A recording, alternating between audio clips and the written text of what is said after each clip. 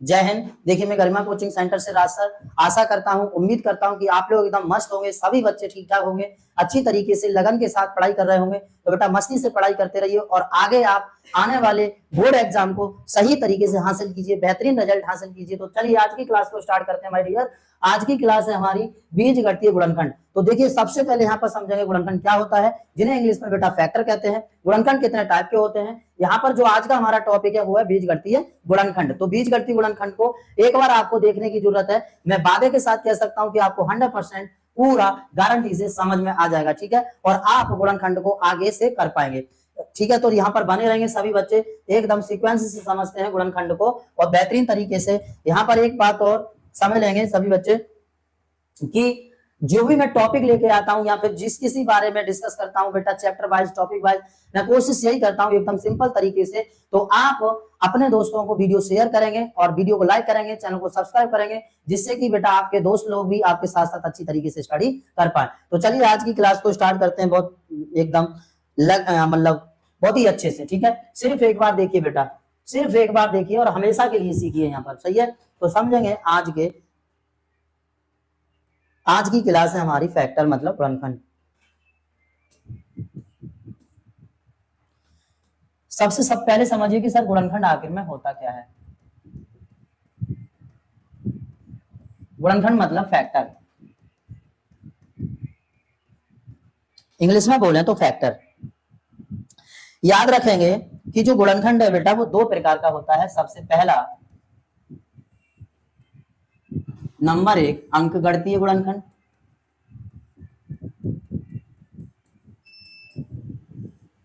अंकगणितीय गुणनखंड। दूसरा होता है माय डियर बीजगणितीय गुणनखंड,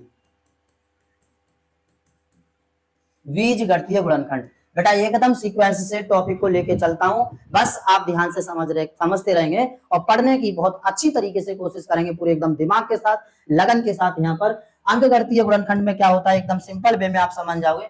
जैसे मैं एग्जांपल दूं, मैं कहूं बेटा एक बात बताओ, एक छोटी सी बात बताओ, क्या आप 140 को नहीं काट सकते, 140 के फैक्टर नहीं कर सकते, 140 के गुणनखंड नहीं कर सकते? कर सकते या नहीं कर सकते? तो बिल्कुल कर सकते हैं सर। 2 7 14 और बेटा 2 3 6 2 5 10। क्या समझ में आ रहा है? यहाँ पर आप 2 से नहीं कटेगा, 3 से कट जाएगा, 3 1 3, 3 से भी नहीं कटेगा बेटा। यहाँ पर कितने से कट जाएगा? तो बेटा यहाँ पर कट जाएगा 5 से। कितने से कट जाएगा माय डियर? 5 से कट जाएगा, 5 7 35 और 7 1 7। इतनी सी बात समझ गए। अब यहाँ पर यही जो मैंने किया है, इस 140 को काटा, इसको काटने का मतलब ही क्या है यहाँ पर? फैक्टर। तो ये जो आपने देखे बेटा, ये क्या कहलाएंगे? अंकगणितीय गुणनखंड कहलाते हैं। यहाँ पर कोई दिक्कत? बेटा अब बात करते हैं बीजगणितीय गुणनखंड की। जैसे एग्जांपल में बात करूं बेटा, एग्जांपल में इसमें हर टाइप के गुणनखंड आ जाते हैं। मैं कहूं बेटा x² - 2x + 1 = 0, इसके गुणनखंड करके और यहाँ से x की वैल्यू बताओ कितनी आएगी, x की वैल्यू बताओ कितनी आएगी। यही है बीजगणितीय गुणनखंड। तो आज का जो टॉपिक है वो हमारा बीजगणितीय गुणनखंड पर होगा। यहाँ पर जो अंकगणितीय गुणनखंड है बेटा, ये नॉर्मल सभी बच्चे कर लेते हैं, इसमें किसी को तकलीफ हो ही नहीं सकती क्योंकि ये सिंपल चीज है। बीजगणितीय गुणनखंड की ओर बढ़ते हैं, एकदम बने रहेंगे सभी बच्चे और यहाँ पर समझेंगे पूरा निचोड़ के साथ बेटा। यहाँ पर देखिए अच्छी तरीके से तो समझते हैं दूसरा पार्ट हमारा बीजगणितीय गुणनखंड।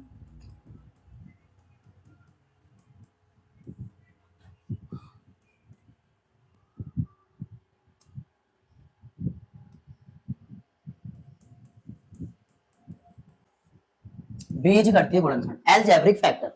बेटा सबसे पहली बात है कि बीजगणित, अभी मैंने बताया जस्ट आपको, बीजगणितीय गुणनखंड जिसमें बेटा चरपद आ जाते हैं वह बीजगणित में बदल जाता है। जैसे यहाँ पर देखिए, मैं आपसे कहूँ एक एग्जांपल दूं छोटा सा। मैंने कहा बेटा आप मुझे x² - 4 = 0, इसके गुणनखंड करके दिखाइए। एक एग्जांपल छोटा सा लिया है ना बेटा मैंने, बहुत ही प्यारा सा। के को या का गुणनखंड कीजिए।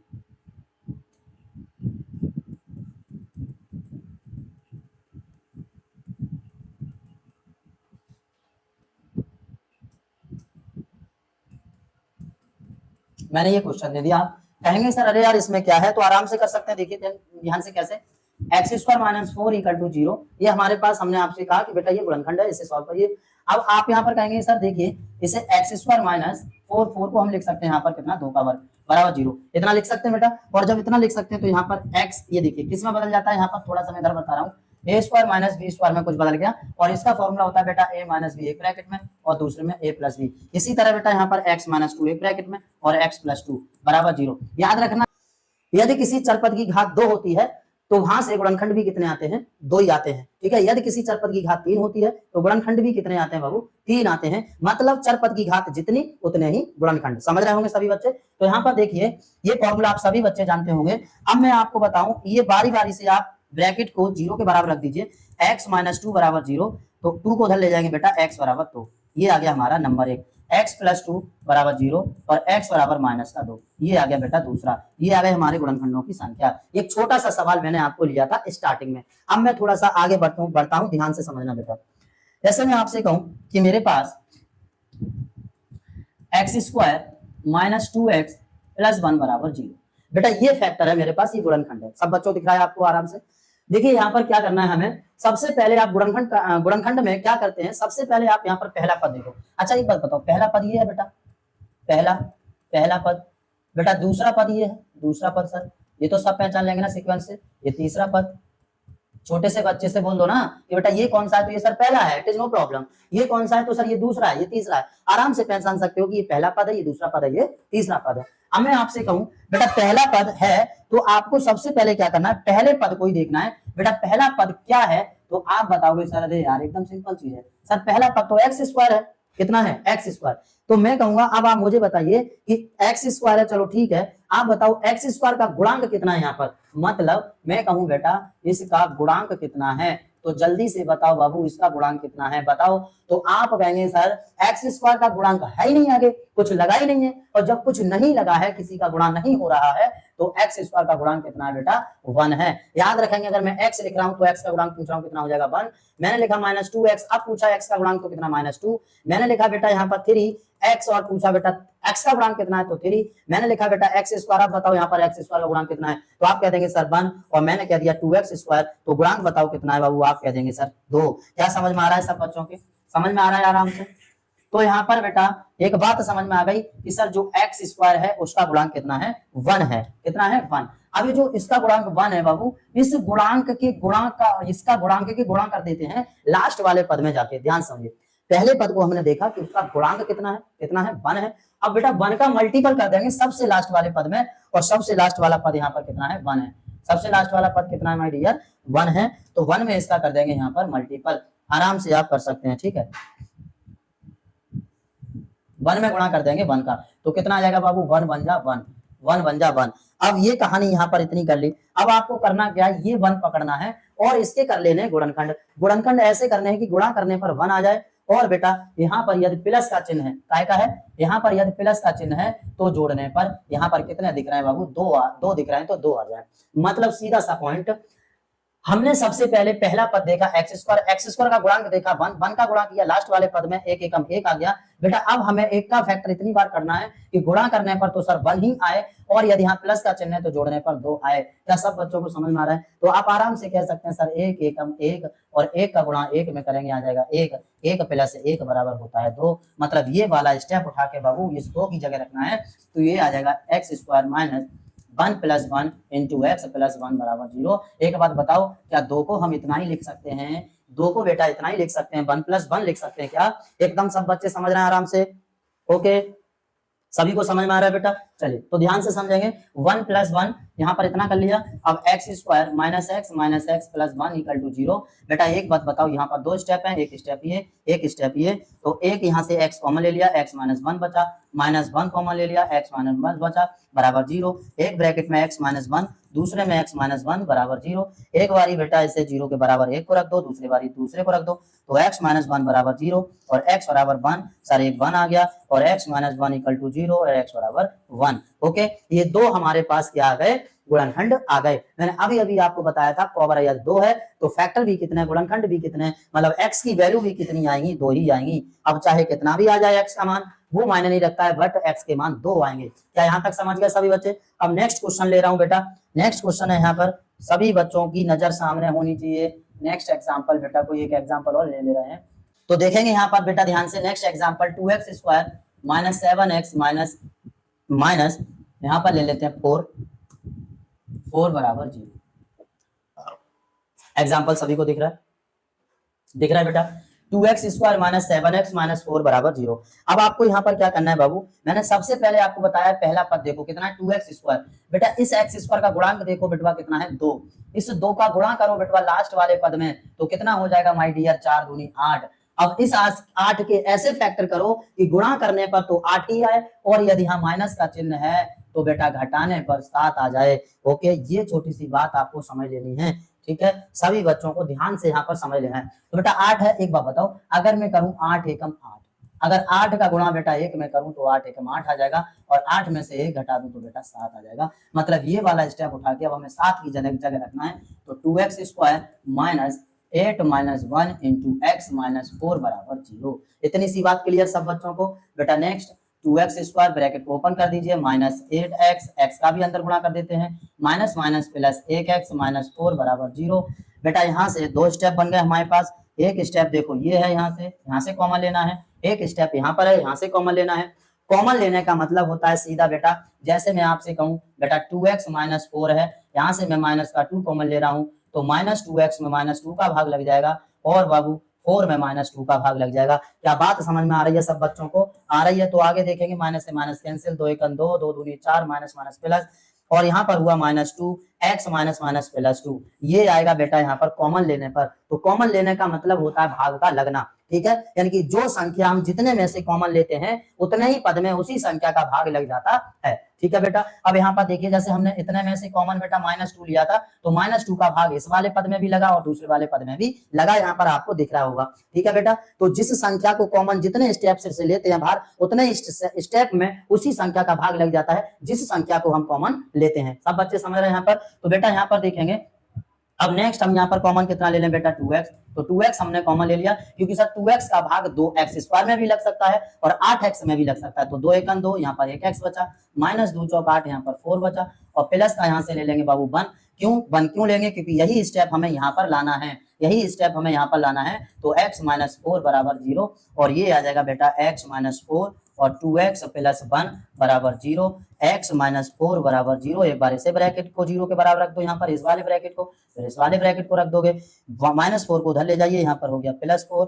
बेटा next 2x plus 1 equal to 0 और 2x बराबर -1 और x बराबर यहाँ पर हो जाएगा -1/2। ठीक है बेटा, इतनी बात समझ गया सब बच्चे? आराम से समझ गए होंगे कि ये गुणनखंड कैसे हुआ था, कैसे किया सर ने, ठीक है, कोई दिक्कत किसी को?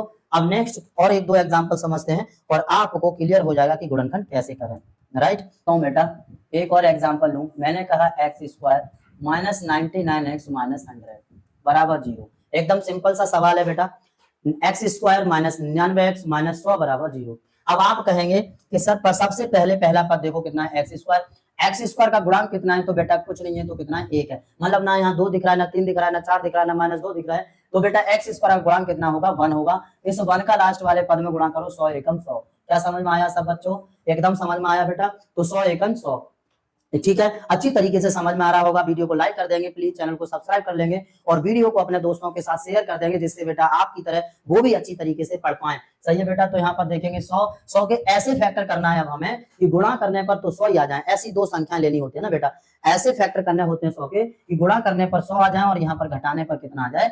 99 आ जाए, क्योंकि ये क्या का चिन्ह लगा हुआ है यहाँ पर माइनस का। बेटा माइनस का लगा है तो घटाने पर और प्लस का लगा है तो जोड़ने पर। तो आप आराम से बता सकते हैं सर 100 एकम 100। तो 100 गुणा यहाँ पर 1 करेंगे बेटा आ जाएगा 100 और 100 में से बेटा 1 जाएगा, बच जाएगा 99। कोई दिक्कत यहाँ तक? ये वैल्यू उठाएंगे यहाँ पर पुटअप कर देंगे तो x² minus 100 minus 1 into x minus 100 बराबर 0। बेटा ब्रैकेट को ओपन कर दो, x² माइनस अंदर जाएगा तो -100 x अंदर आएगा, x minus minus plus x और -100 बराबर 0। बेटा इतने में से आप यहाँ से x कॉमन ले लीजिए, तो यहाँ से x कॉमन ले लेंगे सर, यहाँ से x कॉमन, यहाँ से जितना भी कॉमन आए उतना ले लेंगे। कॉमन वह लेते हैं जिसका भाग लग जाता है बेटा, और जिसमें जितने में से कॉमन लेते हैं उतने में भाग लगता है, ठीक है, याद रखना इस बात को। तो x यहाँ से कॉमन ले लेंगे, एक x बचा, माइनस x तो बाहर आ गया, ये वाला x बाहर आ गया ना बेटा, यहाँ से एक इसमें से आ गया, एक ये वाला आ गया क्योंकि हम इतने में से ले रहे हैं। तो यहाँ पर x माइनस 100 बचा और प्लस यहाँ पर एक कॉमन लेंगे क्योंकि हमें यही स्टेप यहाँ पर लाना है।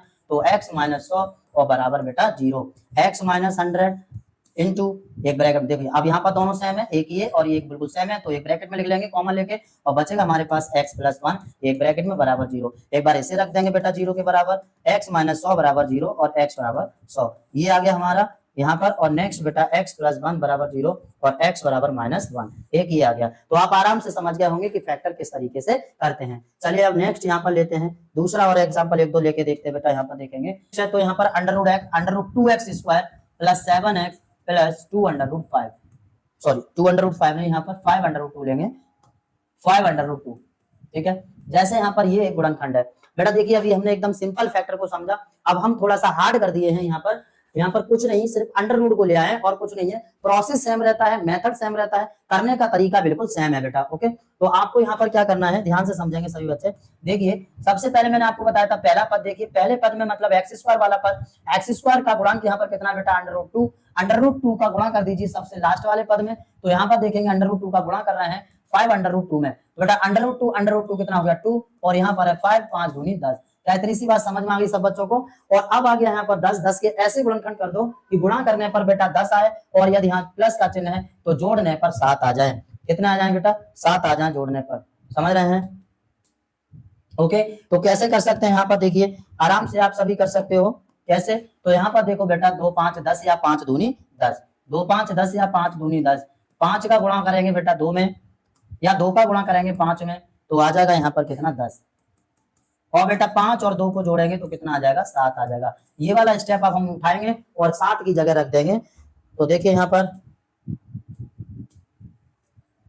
√2x² plus 5 plus 2 into 5 plus 2 into x plus 5√2 बराबर 0। ठीक है बेटा, ब्रैकेट को ओपन कर दीजिए, तो √2x² plus 5x plus 2x plus 5√2 बराबर 0। बेटा यहाँ पर दो स्टेप बन गए, दो स्टेप यहाँ पर कौन कौन से हैं? एक स्टेप ये है, दूसरा स्टेप ये है। यहाँ से कॉमन ले लो, कितना आ जाएगा? तो x √2x बचेगा प्लस 5, और यहाँ से कॉमन ले लेंगे बेटा √2 कॉमन लेंगे। एक बात बताइए, यहाँ पर 2 में से बेटा √2 बाहर निकाल रहे हैं, √2 क्यों बाहर आ जाएगा? क्योंकि 2 को हम लिख सकते हैं √2 इंटू √2, इतना बेटा 2 को हम यहाँ पर लिख सकते हैं। सब बच्चों को समझ में आ रहा है? थोड़ा मैं साफ सा लिख दूं जिससे कि आप समझ पाए।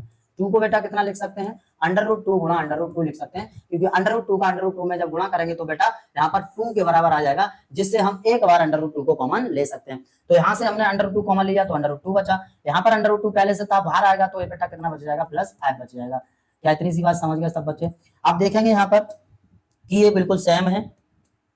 यहाँ पर देखिए बेटा ये बिल्कुल सेम है, एक बार ये कॉमन ले लीजिए √2x प्लस 5, और बेटा एक ब्रैकेट में ये दोनों लिख दीजिए x प्लस √2 बराबर 0। बेटा अब आप इसे रखेंगे 0 के बराबर पहले, फिर उसके बाद इसे रखेंगे, तो √2x प्लस 5 बराबर 0, √2x बराबर -5, this is imply that x बराबर -5 डिवाइडेड बाई √2। एक आंसर यहाँ से ये आ जाता है बेटा, आराम से समझ में आ रहा हो सब बच्चों को? अब रख दीजिए x प्लस √2 बराबर 0, बेटा √2 को उधर ले जाइए, इधर प्लस का उधर जाएगा तो माइनस का, ये आ गया हमारा आंसर। तो मैं यकीन से कह सकता हूं कि आपको पूरी तरीके से समझ में आ रहे होंगे कि फैक्टर यानी गुणनखंड किस प्रकार करते हैं और कैसे हमें करने चाहिए। तो अब आप आराम से फैक्टर को कर लिया करेंगे, और यदि फिर भी कोई डाउट है तो बेटा आप निसंकोच कमेंट बॉक्स में कमेंट करके पूछेंगे। मैं फिर एक और वीडियो फैक्टर पे बनाऊंगा और अच्छी तरीके से और बेहतरीन तरीके से आपको फिर डिटेल के साथ समझाने की कोशिश करूंगा और पूरा सिखा के जाऊंगा। फिलहाल मैं आपसे कहूं, मैं मतलब यहाँ पर आप यकीन के साथ कह सकता हूं कि आपको समझ में इसी वीडियो में आ गया होगा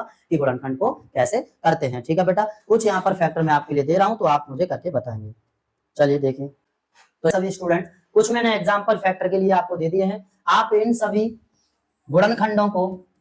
गुणनखंडों को बेटा घर से करके लेके आएंगे, यानी कि होमवर्क में मैंने आपको दिए हैं, होमवर्क करेंगे बेटा इनका, और आंसर बताएंगे कमेंट बॉक्स में कि इन सभी का आंसर क्या क्या है। ठीक है, और यदि कोई डाउट है तो कमेंट बॉक्स में निसंकोच डिस्कस करेंगे। और बेटा करते रहिए, जल्दी से इसका स्क्रीनशॉट लीजिए और सॉल्व करिए, एकदम पढ़ते रहिए मजे से, एकदम जुनून के साथ, एकदम लगन से। जय हिंद, धन्यवाद।